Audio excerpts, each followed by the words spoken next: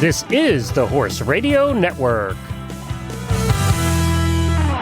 Footing matters. This week, Ellie is sharing the highs and lows of building a perfect arena on her farm. American eventer Allison Springer joins us to talk about her own farm buying adventure and bringing along young horses. And we answer the long-standing question, does feed-through fly control really work? Thanks for tuning in. From Heels Down Mag, a podcast where horse pros chat about what's happening in the horse world over drinks. Welcome to Happy Hour. I'm Justine Griffin. I'm Jessica Payne. And I'm Ellie Woznicka. Welcome to episode 83 of Heels Down Happy Hour. How's it going, guys? Pretty good. How are you guys? Good up here. Getting frozen in. Ellie can't go anywhere. Yeah. Hey, it was 38 today. I was sweating. Oh, sweat. Balmy. As in, Justine and I are like, oh my gosh, we had to put on like a winter jacket last week because it was freezing at 50. I know. It was crazy. This episode is brought to you by EcoGold. You guys need to join the EcoGold Riders Club on Facebook. It's a group on there where you can meet other riders, get access to exclusive EcoGold events and sale information. Just search EcoGold Riders Club in the Facebook app and join out on some fun.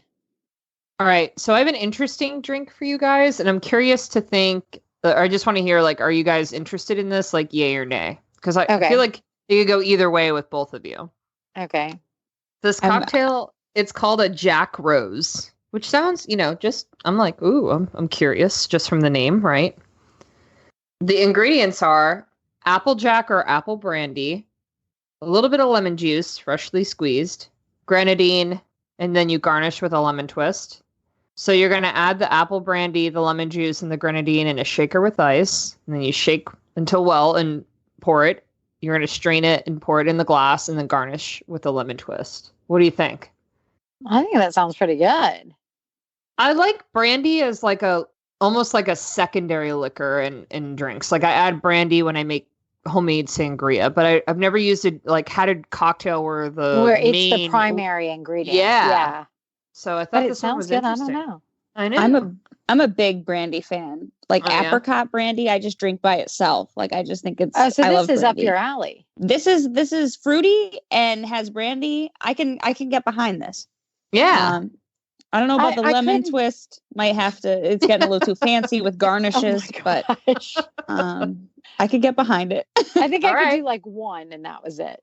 Yeah, I was just say with the grenadine, that's pretty sweet, but yeah, I don't know. I like it. All right, so what do you got for news, Jess? I was going to say we've been talking about, Corona and that virus and everything else. Well, we haven't heard the term equine herpes virus, EHV, in a while. And it's, shut down shows here in the past and everything else. Well, it just shut down the CES Valencia Spring Tour in France, which is a big show that was actually happening. And they had a couple horses break out to it. So they had to cancel during their fourth week of competition. They had horses show up. They were supposed to go for another 3 weeks. And it was FEI events. So they ended up having to notify all the riders and all those horses. And this is the part that I found interesting because I've only, heard about it at USEF events here and stuff like that. But I didn't know that when it happens, the FEI veterinary regulations, like that article rule, any horses that attended Valencia since the 1st of February, so 3 weeks ago, I guess it would have been 3 weeks ago from this, they're actually blocked on the FEI database and aren't allowed to enter another FEI event until they fulfilled the testing requirements detailed in an attached letter that they all get. Wow. And I found that interesting because, we don't know where all the horses have been and all this, but this horse show in Spain, they canceled obviously the last couple shows, but then also the interesting part for me was the FEI shut down the, CSI shut it down. So I was like, wow, an FEI. Wow, that's crazy. I mean, that's really serious, huh? Well, I mean, it is a serious thing, and I'm glad they're taking it serious, but I hadn't even thought about, it's very easy for the FEI, because when you enter an FEI event, you have to go and enter it through your federation and stuff. So it was very easy that those horses listed in the CSI under FEI rules, actually can't enter another horse show till they've done the proper testing and everything to make sure they're negative, which is actually a really good thing. But normally there's like 2,500 horses and they like can't track down what barn was what. And it's kind of a headache. That this time it was all of the FEI horses had to be in compliance with that. Wow. So I thought that was interesting. So, yeah. And so once again, another virus kind of gets us, but in this way, it's a little bit different. Just add another pandemic. It is, I don't think this murder is a hornets. pandemic. I'm still waiting to hear what the heck's going to happen with these murder hornets. I thought they were gone. I don't know. I'm afraid to look up anything about them because it freaks me out. Last I heard, they found them in Washington, like in the Pacific Northwest, but I haven't heard of them going. I think they're gone too. Yeah. You know what they remind me of is like the really big mosquitoes in Jumanji. That's kind of what I imagine is going to happen. And I'm just like, I'm not even surprised at this point if it happens. That is awesome. So I have some uplifting, crazy news that like made my legs hurt sympathetically for this man. So that's an odd way to start a news. Right? Does that have to do with your leg hair? No, I shaved my legs, by the way. What? I did. On Valentine's Day, I was like, this is my present to you. Also, Matt got me a toothbrush for Valentine's Day. And I'm like, what are you saying? I'm surprised he didn't give you actually clippers that we talked about. But anyway, I was really hoping you were going to clip your legs, like with real horse clippers. I was going to, but then I was lazy. So I just wanted to be done because it was unruly. So anyway, so not back to your other legs. Yeah. A man's legs. So it's actually kind of cool for me because when I studied abroad in Ireland, I've been to this track. I'm going to pronounce it wrong probably. It's the Navan race course in Ireland, which is outside of Dublin by like Proudstone. But I've been here, stood in front of these steeplechase fences, and they're terrifying. Like they are enormous. And this guy, Hugh Morgan, won a race with no stirrups because his first one snapped over the first of the 17. Oh my goodness. Instead, he dropped his other one and made it over 16 steeplechase fences and managed to win, which is insane to me because I'm like, not only are you jumping like taller than me by a lot, you're jumping at a very fast speed with a whole bunch of other horses very close to you, and you don't have stirrups. So kudos to Hugh Morgan. He made some joke about, he feels great right now, but he's guaranteed he's going to be sore the next day, which was super funny. So kudos to him. If I could do that, that would be cool, but I'm not about to try it. So no stirrups. This is why we practice in case of these situations. Oh my gosh. So what do you have, Justine? I have an interesting science-y story this week. Why am I? Of course you do. I know. I feel like this is my niche, guys. So anyway, new research came out that kind of suggests what probably something we all already know as people who are around horses, but that horses are able to use gestures when they want something, which I think is interesting. So think about it. Like when your horse wants a treat, they come up to you, they bug you with their nose, right? They're like, hey, pay attention to me. So anyways, this story in Horse Sport magazine shares a couple of different studies that show some evidence that horses can use gestures to engage their handlers' intention toward a desirable or inaccessible reward bucket, including so horses can nod their heads or alternate their gaze between their handler and the treat bucket, or they whip their heads around as if they're pointing at the bucket to try to get their handler to go yo, give me that treat in that bucket, which I totally believe. I feel like my horse would pick up on that pretty quickly. Mm-hmm. But what's interesting is, so this research, there are a couple of Austrian researchers who did this study. They said that the horses only made these efforts if the humans were looking at them. So they knew that their handlers were paying attention to them. They were looking at them. And that's when they made these gestures to go, hey, give me the treat, which I think is kind of smart. They're smarter than we think they are sometimes. So, but this story in Horse Sport is really interesting. It shares several different studies. So what I just shared is from an Austrian study from 2016, but they talk about other research from Japan in 2017 about how horses use gestures like touching and pulling and pushing their owners, again, to reach out to a treat. I think basically this is just a bunch of expensive science that says horses will do whatever they can to get a treat. But it just shows you that, the animals can interact with us in so many different ways, right? Like they're trying to get human attention and they're trying to hold our attention in certain ways. So it's a really interesting story that we'll link in the show notes and you guys can learn more about it. Can I just mention how happy this little diagram in the article makes me? I'm like, this is my drawing capabilities. Like this. Also, and that's like a published medical journal image. You have to see it to believe it, guys. Like, they could have hired my niece. She would have gladly taken on the challenge. That's awesome. Oh my gosh. So we just want to say thank you to everyone who supports us on Patreon. If you love this show and you want to help keep us on the air, you should really consider donating. Every little bit helps. You can contribute monthly. We're posting original content on our Patreon in between every new episode. So you're getting exclusive interviews and exclusive content and exclusive videos, like when Jess gave us a tour of the World Equestrian Center in Ocala. That's all on our Patreon, and it goes specifically and exclusively just to our subscribers. If you want to be a subscriber, you can go to Patreon, which is patreon.com/heelsdown. So guys, I want to ask you guys about farm equipment or your favorite tools around the farm that you can't live without. So I'm going to say for the purpose of this conversation, that barn cats do not count, but obviously they are the superior species and should be considered as essential farm equipment. But so what do you guys like? What can you not live without? I think the obvious one that we can't live without is the tractor, gator, four-wheeler. Mm-hmm. Those are our essentials, can't live without for sure. But I feel like those are pretty obvious.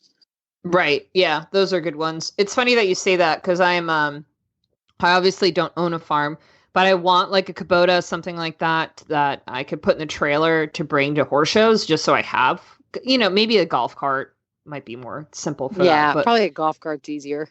Yeah, something that basically my husband can sit on while we're at the horse shows all day. They're those little mini golf carts too. Yeah, they make the little, I thought about the little mini bikes, but I want something I can sit in too. Yeah.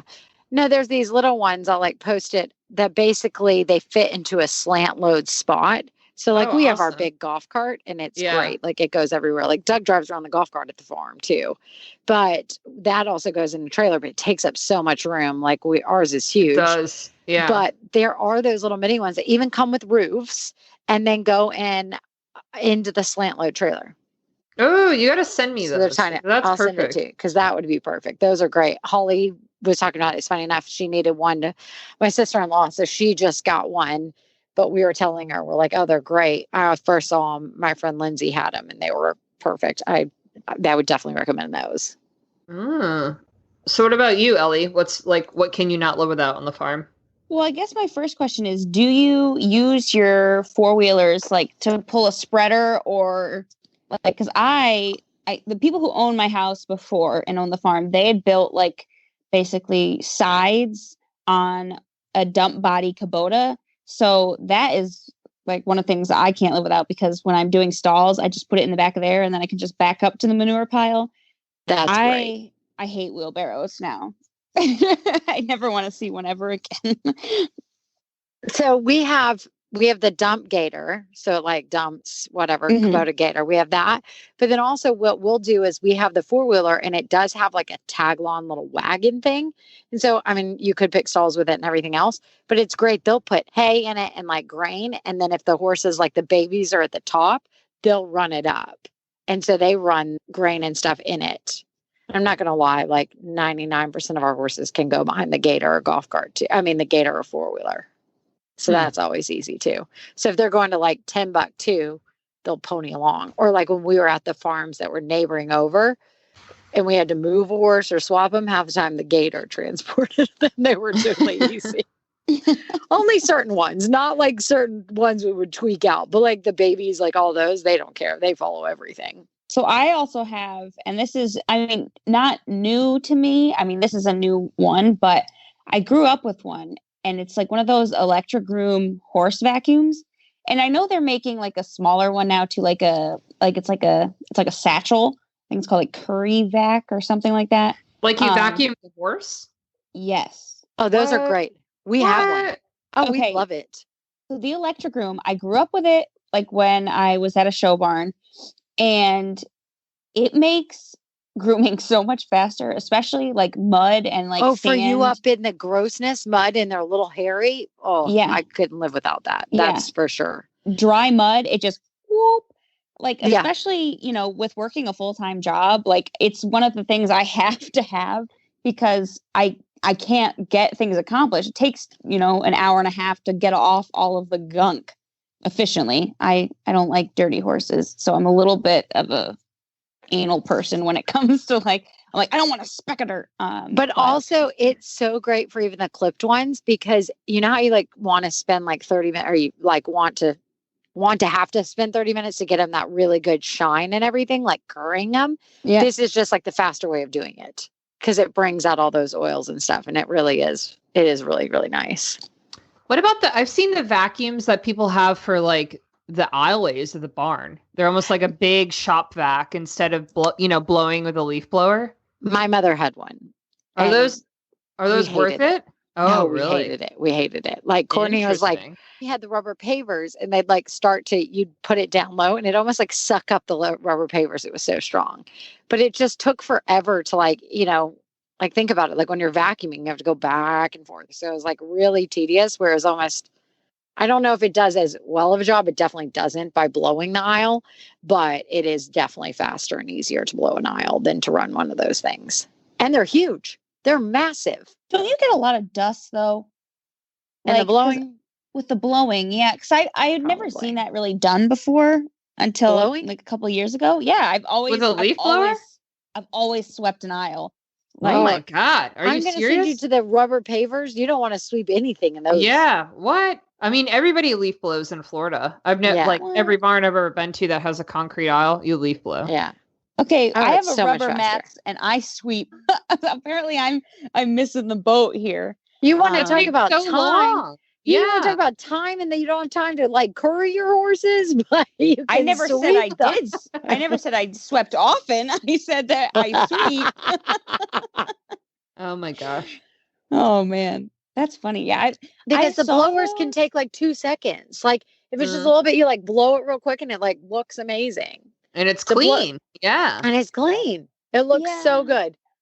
And I would say Yeah. like the vacuum probably would do a better job, but man, it takes forever. Well, so I worry about that too because Berkeley with his breathing problems, right? I mean, I guess if the barn's empty and you're leaving it empty for a while, then it's probably fine. But I always worry like kicking all that dust up. you I know. mean, We don't So- have, it's not that much dust. It really isn't. And like we have fans blowing in the stalls, so I feel like it moves it pretty quickly through the barn, like it's not hanging in the air for very long. Yeah. Well, I don't even know if I have a leaf blower. I gotta look in a garage. Do you guys have like specific things for mucking or anything else on the farm that like you can't live without? So I've seen some farms locally here have like those automatic like stall mucking grate things. And I thought about like wanting to get one, but I feel like, I don't know. I just feel like I'd rather just do it the old fashioned way. Mm-hmm. I don't know. So, but other than that, like in terms of like equipment, I feel like one thing I'm missing in my farm is a mini fridge. And I know that's really odd because it's like 10 feet from my house. So I could just walk and really use the refrigerator in the house. But like for my ice boots and stuff like that, I'm like, I want a little fridge out here. Also, I want to be able to keep alcohol out in the barn because it's, sometimes it's a long 10 steps. I'm so excited for our guest tonight on the show. It's Allison Springer. She's a veteran 5-star event rider. She's a very, very good trainer and coach. She has a lot of different aspects in that she gives to a bunch of people. And she actually competes all over North America, trains, shows horses for clients. She teaches professionals and amateurs. She has also been named to the USEF High Performance Training List and for the national team riders, and was shortlisted for the London Olympics. Hey, Allison. Hi, how you doing? Good. How's it going? Good. You left out my dog training skills. Oh, with Cody? I'm hoping it's going to be better. I might need to ask your boyfriend. I might need to ask your boyfriend about his dog training skills, because his dog is so good. Well, obviously you weren't at that pre-purchase exam, because Joni and Kevin Keene today were laughing. They're like, "We heard you calling for your dogs today." I'm like, "Oh, oh no, that doesn't sound good." Actually, I can pretty much untrain any good dog. They're happy with me. The dogs are happy, but anyway, they love you. It's probably best. Yeah, it's probably best that it's not on my not on your accolades. Yeah. But I mean, you can train probably everything else except for a dog. Yeah, totally. They're happy. They love me though. But they do. I can't actually wait to see your new puppy. I am excited to meet your new puppy. Yeah, he's adorable. He is adorable. So speaking of new things, I am so excited to talk that you just bought a new farm. It is the best thing I have ever done. Ever. You have to tell us all about it. So where's it located for all the listeners? Yeah, it's in Upperville, Virginia, which is the beautiful little town just west of Middleburg. And, I have been pretty blessed with having great long-term rentals. I've always had great relationships with the people I rent from, and it's, all that sort of stuff. But that being said, I do spend a lot of money in rent every year, and my accountant for years, and I just adore my accountant. She's like, "Don't you think this should go towards the mortgage?" And I never really thought I could do it, but this opportunity came up, and I'm like, I gotta do it. I just have to do it, and I'm so excited. The pictures look amazing, and it's located right across from the Upperville show. Is that right? Yeah. So it's on Route 50. So it'd be just west of the Upperville Horse Show grounds, but still east, still on the Middleburg side of downtown Upperville. But really my driveway, so the access, the easement that my driveway on is that the baseball field that's right next to the gas station downtown. And then it's right alongside Buchanan Hall, which is where, they do some weddings and concerts. So I'm on Route 50, but I'm not really my gate is on the other side of the baseball field. So the cool thing is that, I'm right downtown Upperville, pretty much the driveway. So getting in and out of the driveway, it's in a 30-mile-per-hour zone. So it's not a you can get trailers in and out easy. But then I'm far enough back where my gate begins. And then it's this about just shy of 40 acres, this rectangular piece that goes straight back, and the view of the mountains is just to die for.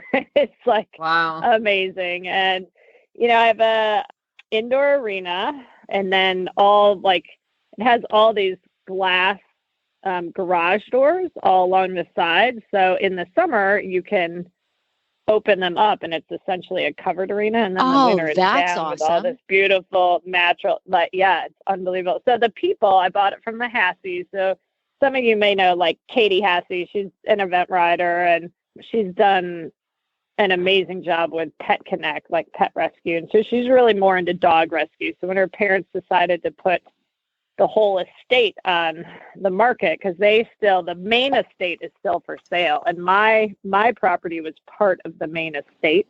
And then I found out just under the radar that they would be willing to sell off the equestrian facility, because the people looking at the main estate, they don't want a 24, they want a 6-stall barn for their hunt horses or private horse, not a 24-stall barn kind of commercial setup. But the great thing is the Hasseys have put so much care into maintaining this place, and they've just been so amazing to work with as far as, I know everything about how to take care of it already. We've done some improvements with the driveway and this and that, but it's just a great thing. It's just beautiful. It's I'm really so exciting. excited for you. Yeah. So it's good. Yeah. So, and then, just as far as being able to, when you rent, I mean, like I said, I've been pretty blessed with the places I've had to rent, but now, this is my place, and I'm sure there's going to be a lot of stresses that go with it and all that. But, I do have my unicorn boyfriend who is pretty extraordinary. He just, he does a lot of renos and owns some trailer parks and all that. So he already knows. He gets like a lot. Like I had one broken pipe, and that was like fixed in a half an hour. I'm like, if I didn't have him, I would have had to pay someone just to show up.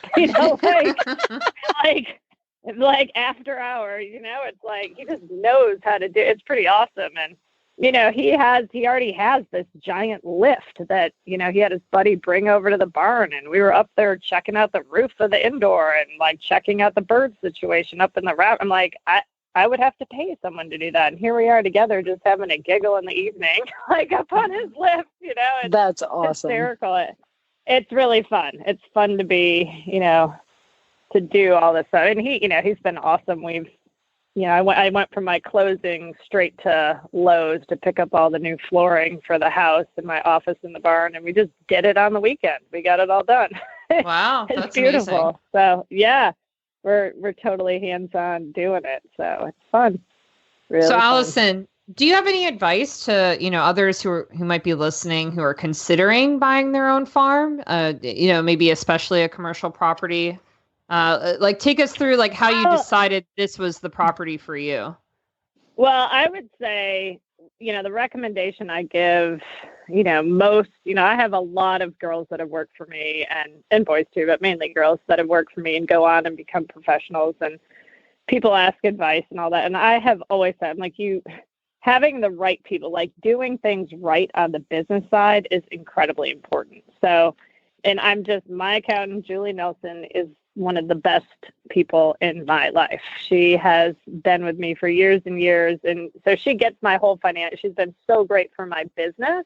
And I think that's huge, because you can't just, for me to buy this farm, I did have to get an SBA guaranteed loan. So that's a Small Business and Administration. That's who did all the PPP loans and all that with all the COVID and COVID relief and all that sort of stuff this year. So usually with commercial properties, you have to have 20 to 25% down. So right. I really wanted to get myself into a farm credit loan because, farm credit is unreal. If I could get in that loan, I would have had like a 30-year fixed rate. And farm credit's interesting because you actually join into, it's like this membership that you sort of join into, and they pay you back every year a percentage of your interest paid. And so my effective rate would have been almost 3% after that payback. And to have that locked in on a farm for 30 years is pretty tremendous. Wow. Yeah. However, my sticking point, so a lot of people I know Jan Binney this year is a good friend of mine. She was able to refi her farm and get it with farm credit and get into, and that's, eventually that's what I'd like to do. I can't in these first 3 years, I have a prepayment penalty, but I don't think the rates are going to change a ton in the near future, but that's just what I'm waiting on. But anyways, this SBA guaranteed loan was, my loan is from Blue Ridge Bank. Blue Ridge Bank, this group in Winchester, is the one who gave me the loan, and they were looking at different loan options for me. But this specific SBA guaranteed loan, it's they're taking the risk on my business. So this, I could put only 10% down, which is still a lot of money. And I'm pretty grateful to, I borrowed a little money from my boyfriend's mom, and then my parents were generous, and I had a little money and all that, and we got it all done. But, the 25% was just never going to happen. So, but this SBA loan, it was a painful process. It took so many weeks. It's beyond just showing someone your financials and blah, blah, blah. They wanted to know everything. Like, how did I fare? Like, who are my competitors in the area, and how do I compare to them? And how did my business fare during COVID? And what if it happens again? Well, it's just a lot. A ton, and a lot of environmental stuff with properties around.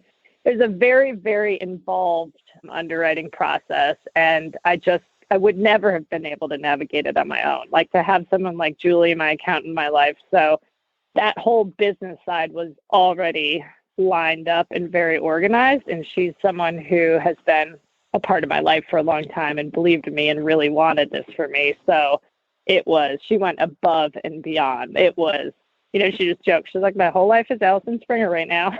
Aww. Perfect. She's got plenty on her plate already. So that's kind of my big thing was, I've had a lot of people reach out to me like, how'd you do it? What was this? How do I get an SBA? I'm like, you go to the bank first. You don't go to the SBA. It's the bank that, did this. So essentially the bank's lending me the money.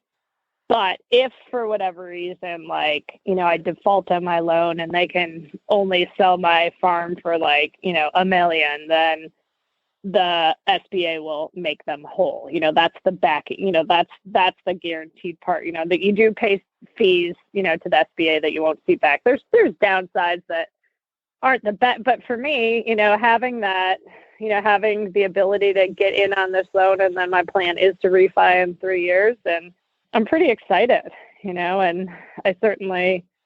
know that the Hassies, I will say I did write them the best letter of a lifetime. I had one of my great owners, Fran Robinson. I was out in Boston teaching or actually Providence teaching. And I'm like, I got to get, they came back like, we need your best and final offer by tomorrow, because someone else put a bid in for like the same amount. And this is before this thing was listed on the open market. So, it's 2 local people. And so I didn't have more money to offer.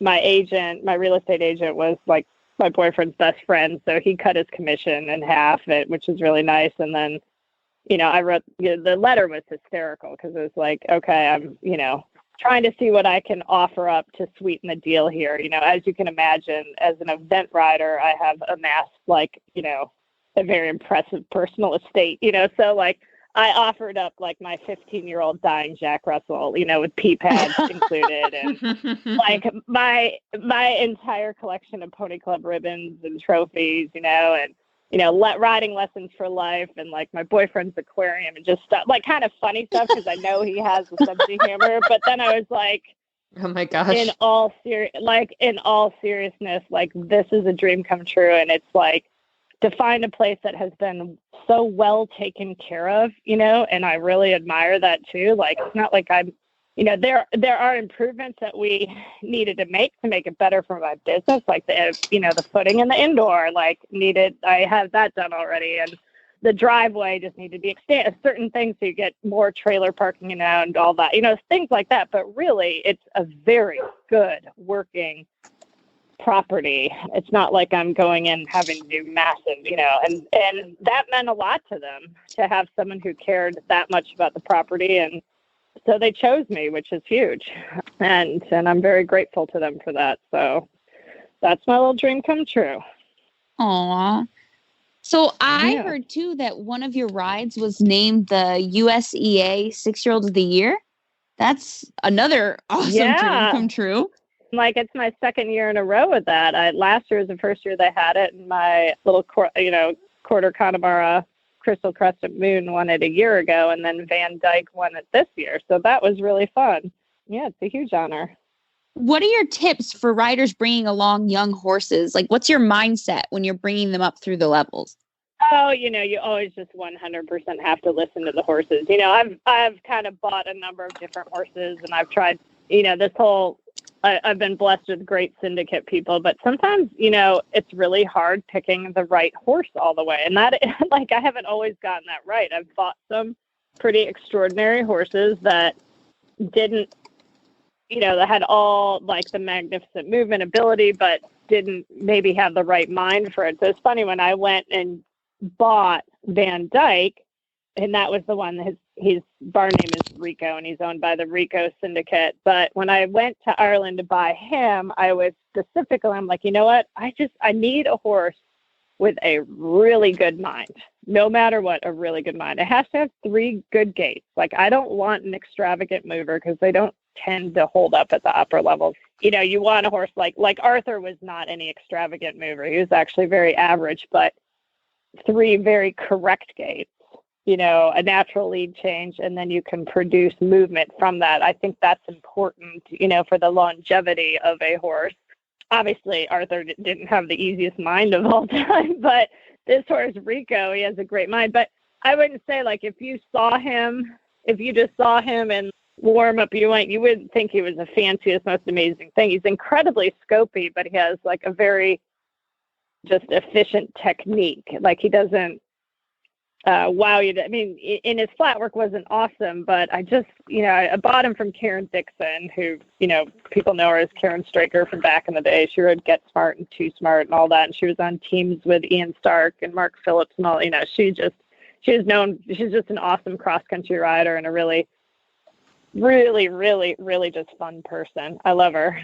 So it's the second horse I bought from her. And they're just, for me, I felt like I've always needed better cross-country horses, and then I can sort of get the technical, especially the dressage side, because the horses that come from her are pretty terrible on the flat. That is true. They don't have great mouths or anything, but I think the more I go down the road, the mind is so important, because, these competitions and these venues are getting a lot more, or a lot less natural feeling for the horses. I mean, even a Tryon that's full of log buildings and cabin homes and that looks so pretty, it doesn't feel very natural for the horses there. So, horse that, their mind is really important. But as far as bringing them along, you really have to just listen to them. It wasn't my goal to have, the 6-year-old preliminary horse there. And in fact, that horse didn't win a single event last year. And when the USEA reached out to me at the end of the year, like, we need a picture for your,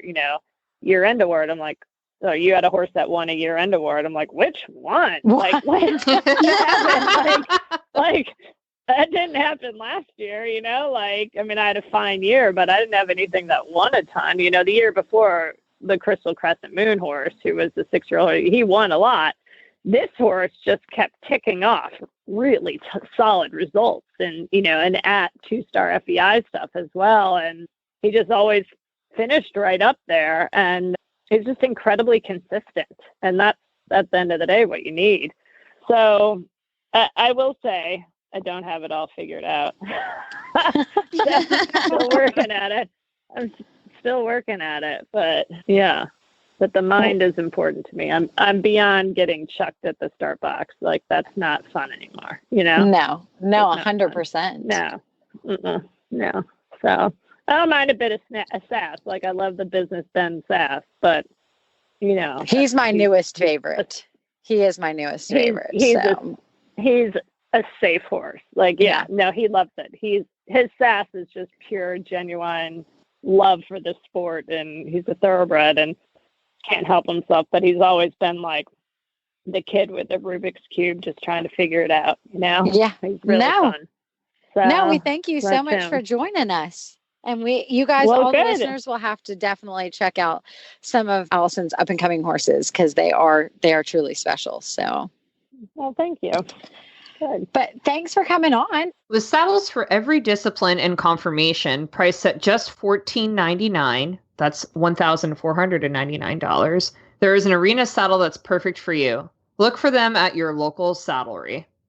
All right, guys, since this whole episode has really been framed around barn and farm management, like owning a farm, buying a farm, I wanted to ask both of you, as people who own your own farms. Ellie, I know you've been doing a lot of work on your arenas. I want to hear more about that. That sounds like it's a whole project. But then Jess, obviously you and Doug are building your dream farm in North Carolina, and I want to hear updates on that too. But Ellie, why don't we start with you? How's it going with your arena management? So I love when Ellie comes on for these. So here's the thing. I thought it would be like, so long story short, the arena that, like, I was lucky. I had it's like a 60 by 65, I think, by like 118 or something. So like basically 65 by 120 indoor arena attached to the barn, came with the property. Indoor arenas are way less expensive than outdoor arenas in terms of the footing, because you don't have to worry about like drainage and runoff and weather and all the crap like that. So I was like, okay, I'm going to put my money. Obviously, I live in a place where it snows and it's cold like 80% of the time. I'm going to put my money into the indoor arena because that's the one I'm probably going to use the most. Right? Makes sense. So back in, I don't know, fall of last year, I had them come and work on the indoor arena because it's like a weird gravel that the old owners had in there. And there was also no base, like at all. Like it was just there were boulders, they just put, I'm like, oh God, this is rough. So basically what they did for my arena is they dug down 8 inches, I think, something like that. It was deep. Okay. And then they put the crusher run, and then we did a stone dust base, and then they make sure that's moist, and they rolled it out like super flat and used all their like fancy level equipment and stuff like that. And then for footing, I was kind of at a loss, right? Because I do both the jumping and the reining, and there's really and truly no good footing for both. So you kind of have to either choose, like, because reining footing, right, you want it to be, fine enough that they can slide through it.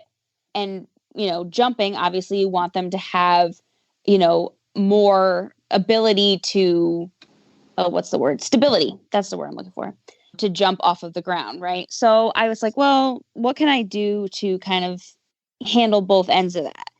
So what I did was I worked with footing first, and I got their all right footing.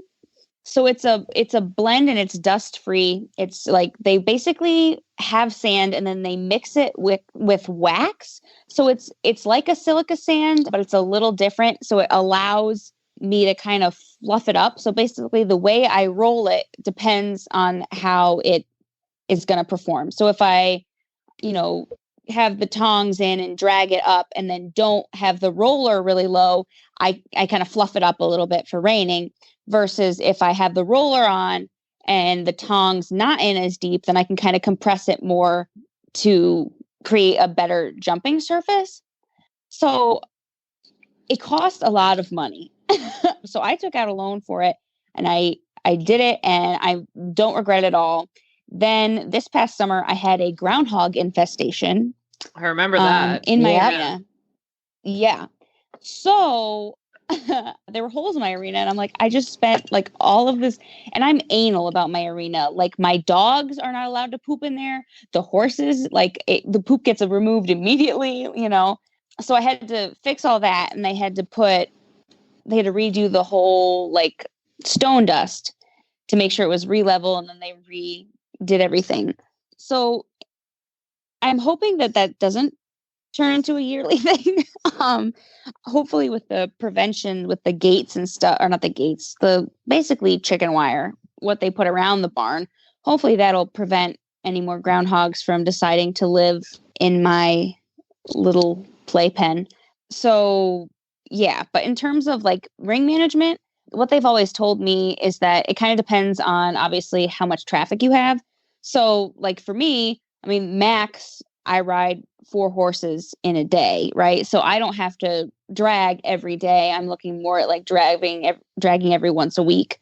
And right now with wintertime, I'm keeping my drag in the corner of my arena because the snow is up 7 feet up my my door to no, it's bad. Like my people door is not existent, so I have to go through like the big front door to get in and out of the barn. Yep. Yeah, wind drifts are great on a mountain. That was a good choice. So yeah, it's crazy, and I really am looking to do my outdoor, but then I got the quote for it, and I'm just like, I gotta save up a little more money because there's so much more to think about.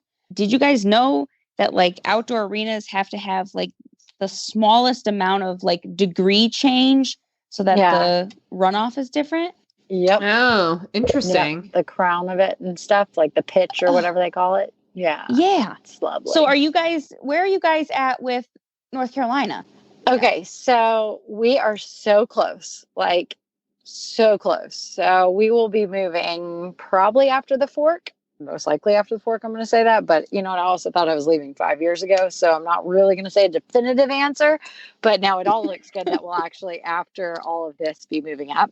But the arena has been like one of the biggest things because we've been on a bunch of different services and stuff. So yeah, we're doing an outdoor. And so, yeah, they're doing a pitch that kind of goes where it makes sure, you know, the drainage is not going towards the barn and that it's going in the right direction and all that. And so we're very, very fortunate that our builder has done a lot of arenas as well. So it's kind of like a hand in hand thing.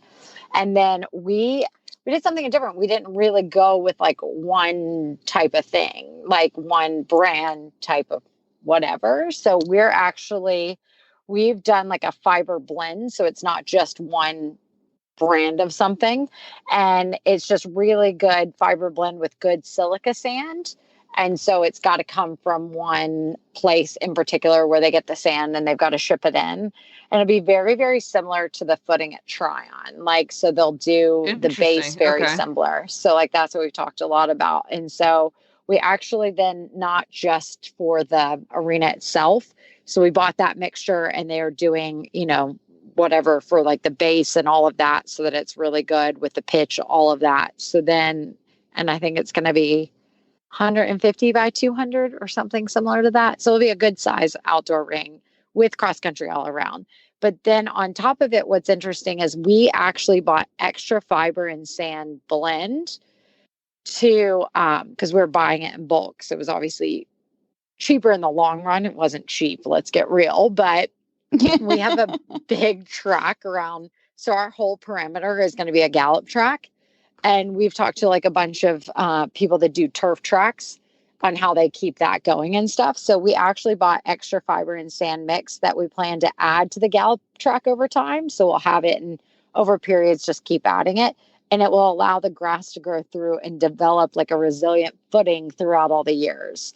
So then our gallop track will actually go along the perimeter and we can then create that turf-like track that should provide a reliable footing for our horses year round. So like when they go gallop, they can actually be on good footing as well without having it footing based, if that makes sense. So we're using the natural resources we have and then adding to it to basically create what we want. So how long does it take like for them to come in and level the ground, spread all the footing around, like, because that sounds like such a big project. It is a big project. So it will come, like I said, at least we're very fortunate that we've got the builder and one of his crew that comes in to do it.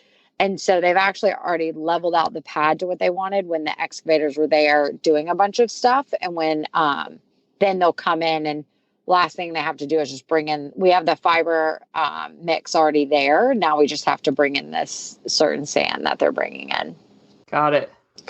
So we have a lot of it. So it's just for us, it's been longer than normal because we haven't done it all at once. Like they've been like their focus is getting done with the barn, like ASAP, like do not concentrate on the arena. Like we have to get the barn done. Like, seriously. Sure. I want to be moved in and not in May. So that's been our biggest thing is like making sure it is. So on like certain days they have the equipment. They're like, oh, we're already here with X, Y, and Z. We're going to do this for the arena. I'm like, okay, that's not taking away time from this, right? And they're like, no, you can stop being you. So I've been trying to. So it's Rose and Thorn time. And I'm going to go ahead and lead us off because I don't want Ellie to steal my thunder. So I'm going to steal it. And my rose is really quick because it actually goes with the last segment I just said. So my rose is the farm. So we already talked about that. So we're moving in all this. So I'm super excited. That's definitely my rose. But my thorn is that Ellie did not actually clip her legs, that she shaved them. I know. I thought you were going to going to make it a Patreon video and everything. And then you went and shaved them, huh? 100% my thorn. Listen. Do you not love us as much as your boyfriend? Is that the problem? That you decided to shave for him? She chose him over us, but I guess I understand. Give it another 6 months and we'll probably be at the same place again. Maybe she'll pick us that time. So fear not. It will happen. I was just it was actually getting to the point where it was getting stuck in my pants and like pulling on me. So gross. God. So gross. It wasn't nice. It was painful. So I was like, screw this. So is And, that your thorn too? That it Or took is me that like your rose? I ran out of hot water. Okay, that's how long it took me to So we'll get move on my. we'll move on to your. We're going to move on to your rose and thorn because that's got to be one of the two, and I'm just not sure which it is yet. So I mean, I guess it's my rose, right? Because I feel like, it's definitely Matt's rose, right? yeah, I It's think for that sure Matt Matt's rose. was like, oh wow, I am dating a woman, not an ogre. So I think he enjoyed that. He was not ashamed of me when I was walking around in shorts. Or I feel like it was probably an insult to his masculinity because I had more hair than him. So I think it was probably like he was like, "Oh my God. Goodness!" But so that would be my rose. What? No, that's my thorn because I ran out of hot water. So it was a horrible time. My back hurt from being bent over for so long trying to get through it all. It wasn't a good time. It wasn't a good time. It's making my thorn sound better. I don't recommend it getting that long. But I think my rose would be that I'm like it's finally starting to warm up enough where I'm getting to ride. And I actually just did my little he'll be 5 now this year. My little quarter horse. I just did him in a curb bit for the first time. So it's just a little bit of leverage. So he's officially moved out of a snaffle, which is super sad for me, but also like super exciting. And I practiced riding him like strictly one-handed the other day.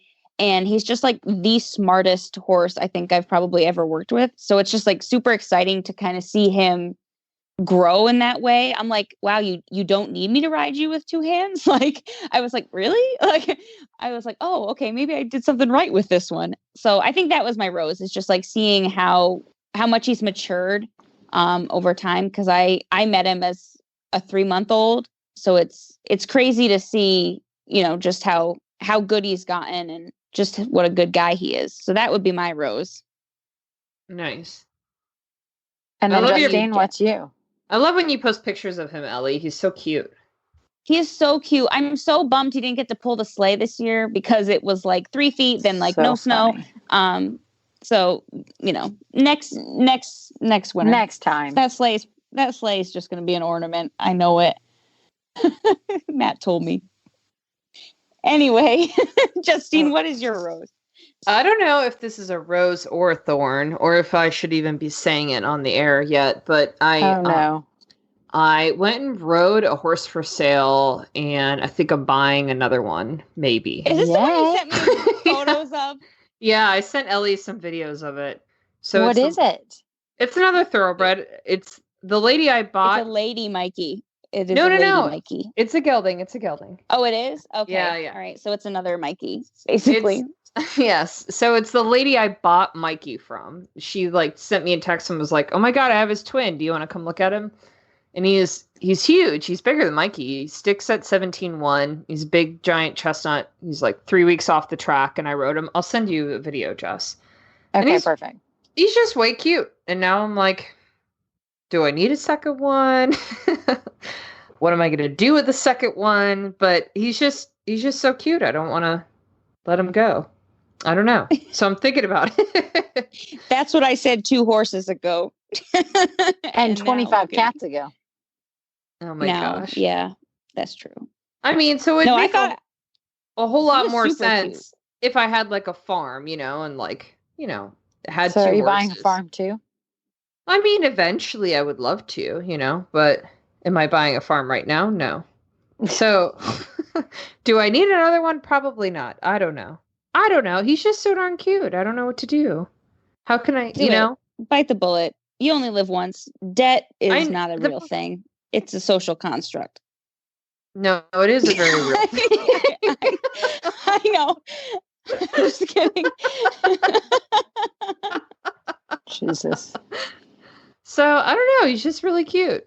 So I'm making sure I can, do it, not ruin my life. But yeah, he's just real cute. So I don't know. I should tell Jess that Justine texted me and said, "Tell me not to buy this horse." And I was Yeah. just like, "Look at them legs." You got to take them. That's Yeah. amazing. The problem is I've I'm like, texted like 6 good horse girlfriends, and I'm like, all right, I need you to tell me all the realistic reasons. Like, bring me back to earth on why I don't need one, you know? And not one of them have been successful, including Becky, who works at Heels Down. So I have yet to get the "you do not need a second one" conversation. Probably not So the just people to that's send you. it to. Yeah. Okay. But I don't think Becky or Ellie would be. Ellie, of all people, would definitely not be the one to tell you not to get an animal. This is true. Yeah, that was your mistake. I'm That not was taking your the fault. blame for that. Yeah, so maybe I'm selectively picking people who I think are gonna, I was going to say, I think if you really wanted the honest truth, you'd ask me. But you picked Ellie, who's going to tell you, yes, pick that horse all day long. He's real cute. So I don't know. I don't know what I'm doing. But anyway, so it's my rose and my thorn, I guess, a little bit, because All in one. yeah, Does Alex know yet? yeah, he knows. He He's knows. going to find out on Friday, if not. He did this thing where he was real sweet, where he was like, he looked at me and he was like, okay, and then but then he was like, "I trust you," and then but then that puts it back on me, right? Because then I'm Yeah. like, well, now he's putting it in in my court, so I have to make the responsible decision. Like I almost wish he would have said yes or no, not the "I trust you," because now I just hear him in the back of my head every time. I'm like, do I need the second horse? It's worse. Yeah. So, the saga will continue. I'll let you know if I do it or not.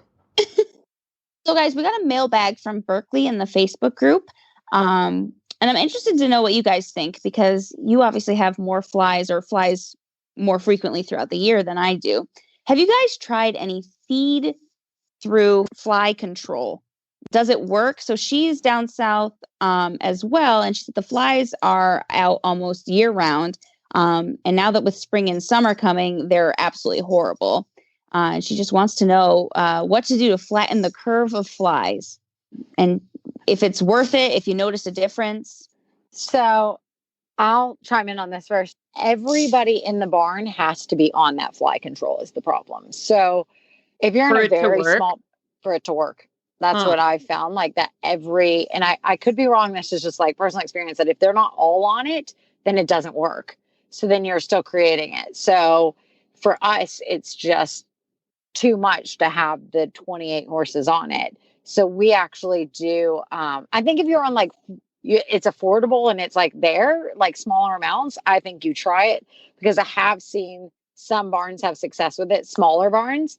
For bigger barns, the biggest thing I found is having a fly system.